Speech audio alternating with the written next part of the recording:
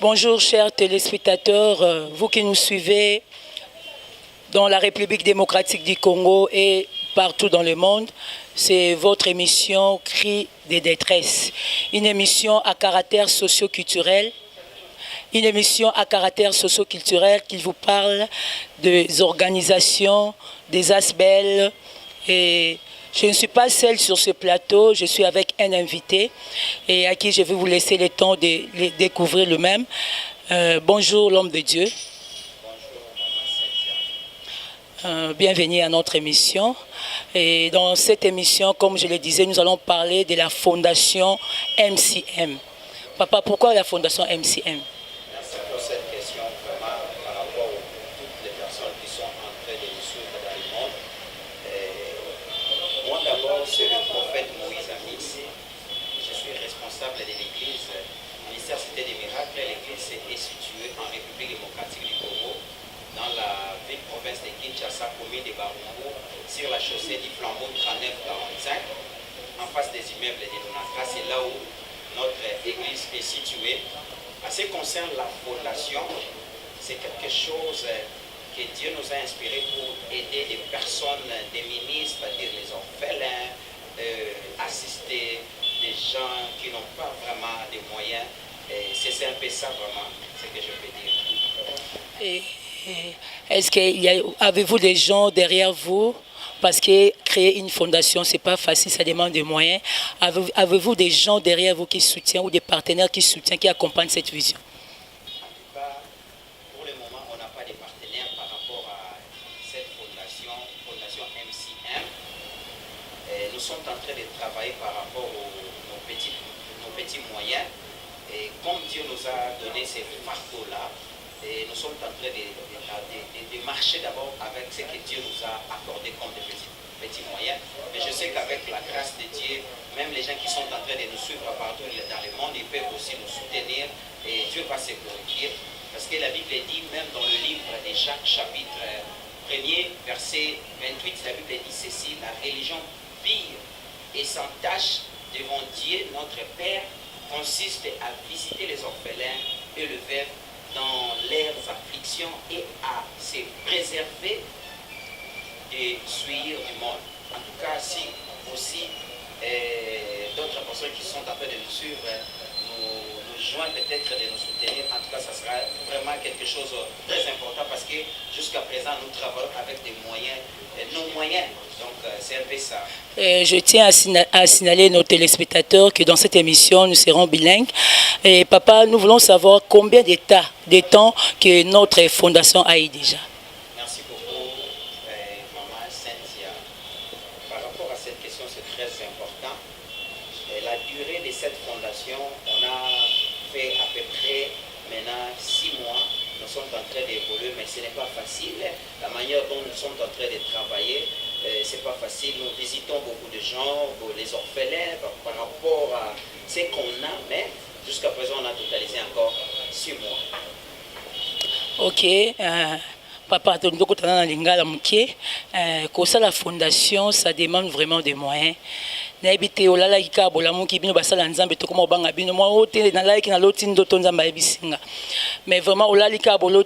fondation. Est-ce que vraiment, vraiment bien, fondation, c'était vraiment comment, pour les téléspectateurs, partout dans le monde. Passage dans la Bible, c'est très important dans Proverbe chapitre 28, verset 27. Que dit la Bible? La Bible dit ceci. La Bible dit ceci: celui qui donne aux pauvres n'éprouve pas la disette, mais celui qui ferme ses yeux charge de malédiction. Il est chargé de malédiction. Normalement, ce n'est pas quelque chose ainsi de suite, non. Les fardeaux aux ambachakikati na biso, yango tolobi non, on ne peut pas se limiter comme ça. Quand bien même qu'on n'a pas de moyens de gauche et de droite, on doit quand même assister des personnes qui sont vulnérables, des personnes, des orphelins, tels que je viens de partager avec vous ici dans la Bible. La Bible précise très bien que Montu Oyo ayaka kosunga ba oyo bazangi bapola baorphelin mama na ngai laisse-moi vous dire bible ezoloba ndako na ye kozanga te ye mpe akokelela te ata bato mosusu na ngambo droite ou gauche bazolela me ye akoki kolela te yango wana tokomaki ntina point wana. Merci beaucoup. Papa so totali mukie na nzela na bino basali ya nzambe omona batumi babaka basali ya nzambe balingi ba offrande trop bango mosala bango kaka pesa vous allez recevoir mais ya komona yo kozwa ba initiative ya malamu boya kosala fondation et vous venez de dire tout à l'heure là que non oza vraiment ba moyen belete mais oza fardeau nzamba pesio oloba nini pona bandeko ba olanda biso o bazara na sens moko péjorative un mauvais sens pour les hommes dédiés par rapport ya maramba ba offrande par rapport maramba badim babi basala nzamba musala bonka kozwa musala bonka ko recevoir mais bazongi sakate oloba nini pona ba téléspectateurs merci beaucoup maman Cynthia pour la question qui est tellement importante par rapport à Batunio Soiseau dans le monde, dans le 5 continents. Et les gens parlent de cela vraiment. Il y a la plupart des pasteurs lorsqu'ils reçoivent Kambongo, Badima, Action de grâce, ça au monde entier. Bon, Tokoki Kokota, en détail, ces questions aussi, il y a vision des Zamba PCLIO, mais notre mission. Ce n'est pas seulement Yakoté Yakaba Nzambe, notre mission aussi est d'assister. Ceux qui font ça, gloire à Jésus. Ceux qui ne font pas ça, gloire aussi à Jésus. Mais ceux qui ne font pas ça, en tout cas, ils doivent le faire par rapport même à des petits moyens pour soutenir les orphelins, maman Cynthia. Tout ça, ronde à la prison. Je pense que tu peux parler sur Yango. C'est pas facile. On s'oppose à monter ma thèse à passer pour notre talabatouana. En tout cas, les gens souffrent. Les personnes vulnérables souffrent. Les orphelins. Oh, my God, des âmes sous soit bois comme moi, nakaka boya, botama, la kebatiki une orphelinat. Dans la ville de Tiaolo. Et maintenant, ceux qui sont passés à l'ensemble, tous sont à charge, moi, pour ça, au monde pour visiter par vous. En tout cas, c'est quelque chose d'important. Mais, oui, merci par rapport à votre réponse. Et la Bible nous dit il y a plus de bonheur à donner qu'à recevoir. Mais tout le monde a battu dans le bac qui ont côté c'était côté na basala nzambe. En tout cas, je suis très choquée parce que moi aussi, je suis parmi les enfants de l'église Cité des Miracles.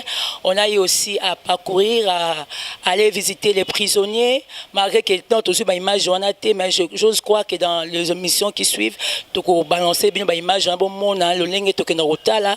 Mais papa, au Rolobani, pour le bateau, vraiment, le bateau, vraiment, bateau, Moussa, bon cas, Senga.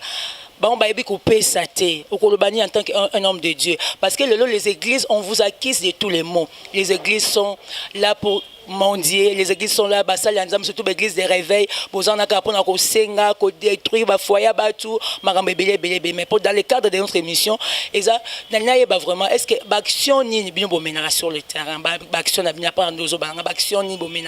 sur le terrain? Vous venez de parler que vous avez visité les prisonniers.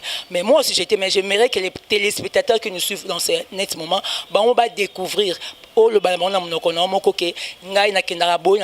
quelles sont les actions que vous menez sur le terrain. Merci, Maman Cynthia, pour la question très importante pour le peuple de Dieu dans le monde, il y a chaîne Moïse Amis TV. En tout cas, que Dieu vous bénisse parce que vous êtes tellement nombreux en train de suivre cette émission. En tout cas, Maman Cynthia, ceux qui ont terminé dans la Bible, dans Ésaïe chapitre 1er, verset 17. Bible nous dit, apprenez à faire le bien, recherchez la justice, protégez les opprimés, faites droit à l'orphelin, défendez la veuve. My God. Maman Nangai, action de ce salaka, tu visites d'abord les orphelins. Tu es dans l'orphelinat moko. Tu es au quota. Basali biso statistique abana basali maman na moko kana passe na yebi bino pe totambola kana bino. Je pense que avec la grâce de Dieu ba émission mususu to kolakisa quand même ba image oyo. Bazana bana des bana ya 2 ans tina université. Bana na bazana besoin kolia, bana na bazana besoin de lamba, bana na bazana besoin ba minerval, bana na bazana besoin ya nyonso. Avec nos petits moyens pour visiter à l'orphelinat, pour ne pas citer les orphelinats que nous visitons, parce qu'il y a d'autres choses qu'on faisait, ça c'est toujours en coulisses. Par maintenant, comme Dieu nous a inspiré d'atteindre les niveaux, il y a médias, parce qu'il y a aussi des gens de bonne volonté, préoccupés pour son abisso. Donc, il y a en prison. Au monde, les prisonniers, ils sont en train de souffrir. J'espère que Dieu, parmi mes enfants, les là qui même dans le monde, prisonniers, ils allaient à manger, prisonniers. D'ici là, peut-être nous allons aussi visiter les gens qui sont dans des hôpitaux. Donc les moyens sont limités, mais nous avons un orphelinat, prison, et puis pour atteindre même pour m'appeler dans site local où ils allaient hôpitaux. En tout cas, moi, ils ont un peu mon boulot, mais laisse toujours visiter dans le prison. On a visité ça, mais on avait des larmes aussi, Maman Santia. C'est un peu ça, ce que je fais pour répondre par rapport aux actions que nous menons. Quand tu as le papa, en tout cas, les Kambabino, Bassal en Zambé, mais il y a beaucoup d'églises Oyo. Bayebi ata action sociale. Or, l'église doit être tout proche de la population. L'église doit aussi, en dehors de la parole de Dieu, et Seigneur la Bible Kabola, l'église doit devenir citoyenne. Par rapport à ça, il y a des actions, des prisonniers, des prisons makala, mais papa, tout le monde peut image en haut, image sur le terrain, tout le monde. Le peuple de Dénine, aux autres assurés, peuple de Dénine par rapport à Maramon dans le Basiko. Merci beaucoup, Maman Cynthia, pour la question, c'est très important. Moussa n'a pas église, tout ça vraiment dans Moussa Makasi, parce que tout ça a 3 milliers éducatifs. Il y a les bosses ali ndako, au moins na botami azokola nango, akoli, il y a mis balai ezali école. Moi na kozwa pe éducation école, il y a mis sato ezali église. Lelo, soki mwana azui oyo babengi éducation te na ndako do pe na école biso église tozosala mosala na biso. Mais à ce qui concerne makambo ozoloba na Maman Cynthia, en tout cas baimage ezali oyo tokoluka to présenter yango avec le temps pour que peuple na Nzambe oyo baza komona oyo bazolanda biso bayeba ke mosala esalemaka mpe bakoki mpe kosoutenir biso ekozala vraiment malamu. C'est que je voulais dire. Est-ce que tu peux nous donner vos finalités?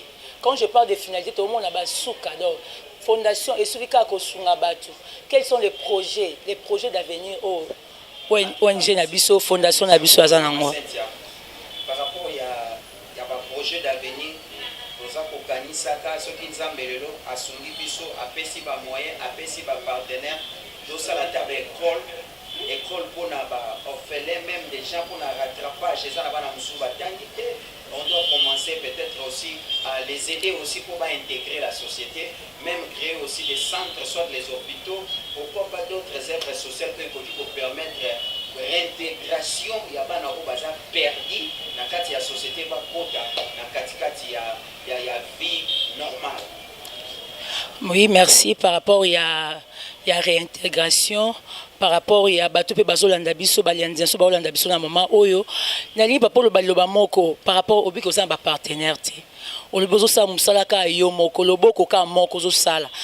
Moussala Mounene Bongobi qui a une vision à l'école, lobby pourquoi pas tout comme un centre médical. Et le public qui nous regarde en ce moment, au lobby n'a pas par rapport à la fondation MCM, Osaka Yomoko, je ne pense pas que vous avez beaucoup de moyens. Bato Bazo Landabiso, Bata bonne volonté, les personnes de bonne volonté qui nous suivent en ce moment. Ozo Ibisabango Nini par rapport à la fondation MCM. Vraiment pour la question est très importante. Jacques Toloba qui n'a Jacques chapitre 1er verset nango, il y a verset nango partie 27 puis les Oloba était religion où il y a ma langue. On a vu sur les chrétiens, ils allaient pour visiter les bateaux, les bateaux, bazolela, bateaux, bakangaka, hôpitaux, ainsi de suite. Il y a un bon ensemble de la personne qui sont partout toujours salaire. Mais pour les bateaux, ils vont soutenir biso. En tout cas, les conditions sont en parce que Moussala ou Eza Moussala ensemble, Eza ensemble. natangelaki bino verset awa nayebi yo ete proverbe 28 verset 27 bible ezoloba ete moto oyo asungaka baorphelin akoki kozanga te meme na ndako na ye.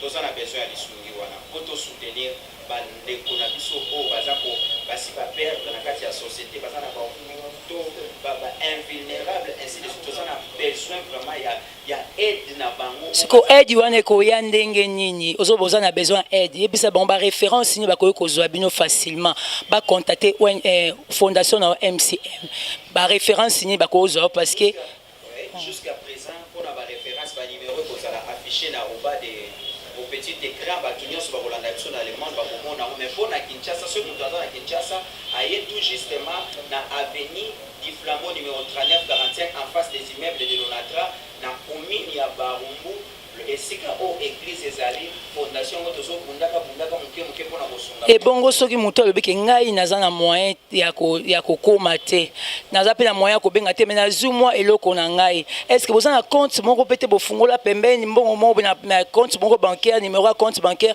oyo facilement soit numéro moko boye oyo bako facilement barejoindre yo ngai nalingi ata bakozala na bas de l'écran mais nalingi yo moko oyebisa peple ozolanda sikoyo moto azwi biso kaka sikoyo oyo aza intéressé na sujet na biso oyo oyebise nini na minute ya otala soki oza na compte moko bancaire oyo bakoutela yo quelque chose batindeli yo. Merci beaucoup Maman Cynthia pour la question qui est très importante. Pour la bateau bazotala biso bazolanda biso dans le monde par rapport à compte bancaire international, nous sommes dans des processus pour la regarder tokoki kozwango. Mais rien n'empêche ya bobenga kana ba numéro ko ezali okosa la biso même na Western, akosa la biso même Manigram, akosa la biso même ça dépendra na ville ya kozala na continent ya kozala na pays ya kozala ou soit na biloko ya koki kozala nango ngana spéci bilamba ngana pesi boye akomona pe biso biloko wana ndenge tokolekisa ngo pe na ba image pour partout pe ba mona atako nayebi eza na bato ebele papa biso tokosoutenir fondation MCM mais naza na besoin te bato bayebaki nga mona asalaki boye tobengaka bango mpe bahéros dans l'ombre bisika bazali soki babengi biso ekopermettre biso mpe tozwi biloko wana soit mbongo tokosala ngo mpe tokosite bakombo na bango te me biso tokotika na prière tokobondela mpo na bango nayebi ke nzambe wana les pères des orphelins, les maris des veuves, les pères des personnes invulnérables akozanga te na kosalisa bango. Oui, merci papa. Est-ce que tu connais combien de temps la fondation MCM existe déjà? Bosali Mboula Boni. Est-ce que botani bozu bana bobandi ko sa ba action na bien pour le but que bokendota ba prisonnier, bokendota ba orphelin, mais la fondation MCM et puis tu comprendre peu sans son pété obi MCM pati pour nous chai kombonote. Oko chata kombo na yo Moïse Amisi mais na mono che MCM na lobi nini. To bato ba olanda biso ba o expliquer ba.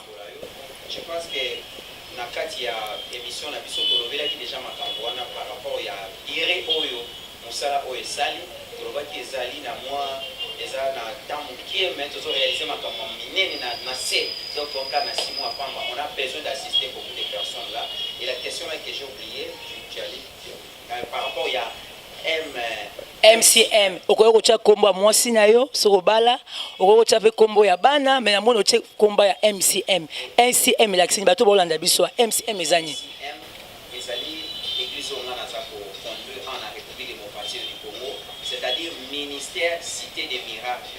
Donc église wana donc fondation ça et loko ekotami na kati église par rapport pe ya influence ya milieu au église ezali toza pe na bana mosusu wana o baza pe na mwa ba composition ebele lorsque Dieu nous a mis ce fardeau là d'être obité ezaka ka eloko ya église par rapport à inspiration MCM fondation. Oui, nous voulons chiter. Avez-vous un dernier mot pour tous nos téléspectateurs qui nous suivent en ce moment? Likamunyo ko webisa bango, bato bazu biso na 4 émission na biso, ozan likamunyo webisa bango par rapport à la fondation MCM. Oui, merci. Bato nyonso bazu biso na 4 émission, soit na suka émission. Ceux qui tozalaki awa, en fait Moïse Amisi liboso ya espace oyo cri de détresse. Eza poto yaki kolekisa ntango te eza parce que toyaki kolela mpona bandeko na biso baorphelin bato baza na pasi des personnes vulnérables ndeko moko ota kotindela nga te mayebi makambo tosalaka auti otindela ngai image ya bana moko oyo bazali na lemba pour ne pas beaucoup parler sur ça, et ben avant d'ambassade invulnérable, souci moko na okaki nango na vite nzambe kwa sunga biso apesa biso mbongo pour que nous savions que les biso. Bandeko bazwi biso na katikati, en tout cas eloko tokoloba na bino tozobeli kaka par rapport ya kosunga, par rapport ya au monde, par rapport ya kosunga bato oyo bakeleli lokola baorphelin bato baza na baprison babiloko biso tosalaka soki mpe bino nayebi ke baoyo ya nzambe balandi biso ebele oyo ya nzambe baza 100% bao balandi biso dans les 5 continents du monde soki mpe bokoki kobeli biso ekozala vraiment malamu nzambe akoseglorifier lokola eza église tokobanda mpe kobondelaka mpona bino nzambe asala bino ngolu misala na bino efuluka parce que service oyo bozosala wana ata bamisusu mpe basala yango na kati ya bible bamona mpe gloire ya nzambe neti batabita dorcas. C'est pas dit que si le prophète Moïse passe à l'émission ici, il a beaucoup de choses, il a beaucoup d'argent. En tout cas, nous travaillons avec Dieu. Parce qu'avec Dieu, tout est possible. Les numéros, ceux qui vont bien la vie, vous êtes en contact avec la vie, papa, oui, chers téléspectateurs, c'était pour nous un grand plaisir de recevoir pour vous l'homme de Dieu, le prophète Moïse Amissi Tanyongo. Il est le coordonnateur de la fondation MCM et de l'église Cité des Miracles. Et quant à moi, nous allons nous retrouver à une autre émission avec un autre numéro. Et bye bye.